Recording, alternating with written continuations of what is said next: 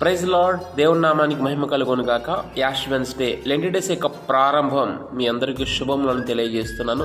ఎందుకు బ్రదర్ 40 దినములు అంటే, మోషే 40 దినములు దేవునితో గడిపినప్పుడు దేవుడు 10 ఆజ్ఞలను మోషేకి అనుగ్రహించాడు. నినివే పట్టణస్థులు 40 దినములు ఉపవాసం ఉండి ఆహారాన్ని మానివేసి రాజుతో సహా ప్రతి ఒక్కరూ బూడిదలో కూర్చొని గోనిపట్ట ధరించి తాము తగ్గించుకున్నప్పుడు ఆ దేశం మీదకి రావాల్సిన కీడును దేవుడు కొట్టివేశాడు.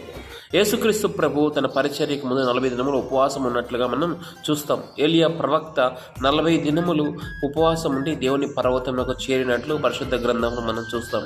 మన జీవితంలో ఏదైతే బ్రేక్ త్రూ కోసం మనం ఎదురు చూస్తున్నామో, ఏదైతే మనకు అసాధ్యంగా కనిపిస్తుందో, ఏదైతే ఇంకా జీవితంలో జరగదు అని భయపడుతూ బాధపడుతూ కన్నీరు విడుస్తున్నారో, వాటి నిమిత్తం దేవుడి సన్నిధికి వచ్చి ప్రార్థన చేయండి.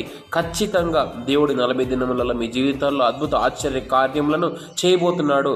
మొదటి యోహాను 1వ అధ్యాయం 9వ వచనంలో మన పాపములు మనం ఒప్పుకున్న ఎడల ఆయన నీతిమంతుడై ఉండి సమస్త దుర్నీతి నుండి మనల్ని విడిపిస్తాడని రాయబడి ఉంది. దేవుడు మనల్ని విడిపించడానికి చాలినవాడుగా ఉంటున్నాడు. ఉపవాసం ఉండి ప్రార్థించడానికి నువ్వు సిద్ధంగా ఉన్నావా? సిద్ధంగా ఉన్నట్లయితే నేటి దినం నుండి ప్రార్థనలో దేవుని సన్నిధిలో గడుపు. ఖచ్చితంగా దేవుడు నిన్ను ఆశీర్వదిస్తాడు.